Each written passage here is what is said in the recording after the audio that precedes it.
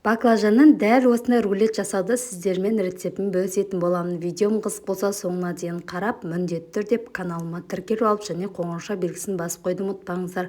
Алдымен осылайша жуылған баклажандарымызды алып, түптерін алып, дәл видеода көрсетілгендей етіп турап алатын боламыз. Дәмі өте керемет болып шығады, міндетті түрде жасап көруге кеңес беремін. Осылайша турап алған баклажандарымыздың үстінен тұзымызды салып, оның үстінен суымызды құйып, 5-10 минут тұзымыз баклажанымызға сіңгенше қойып қоятын боламыз.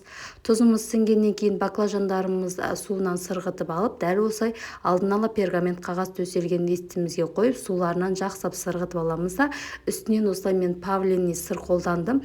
Егер де сіздер өз қалауларыңыз бойынша моцарелла әртүрлі сырлар қолдансаңыздар болады. Мен үйдегі бар осы павлини сыр бар екен, осыны осылайша баклажандардың бетіне барлық жеріне жағып шығып 180 градуста қызып тұрған пешімізге баклажандарымыз қызарғанша пісіруге қойып қойдым.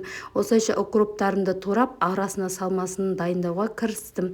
Сонымен алдын ала бір ыдысымызға майонезімізді сығып салып аламыз да, оның үстінен туралған укробымызды және үккіштен өткізілген чесногымызды салып, барлығын жақсылап араластырып алатын боламыз.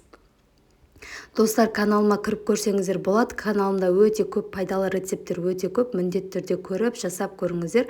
Осылайша менің салмам дайын болды. Енді оған дейін менің баклажандарым да пісіп қалған екен. Осылай арнайы астына пергамент қағаз төсеп, оны осылайша аударып алып, баклажандарының бетіне жаңағы дайындап алған салмамызды бір келкі жағып шығатын боламыз.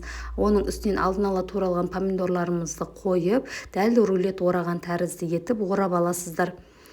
Осымен менің рулетім дайын. Егер де сіздерге менің видеом міндетті түрде ұнаған болса, міндетті түрде сақтап алыңыздар және жоғалтылмастан каналыма тіркеліп қоңырауша белгісін басып қойды ұмытпаңыздар.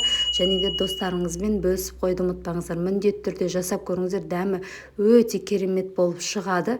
Бір жесеңіз қайта-қайта жасап жегіңіз келеді. Назарларыңызға рахмет. Сіздермен бірге болған Алмагүл.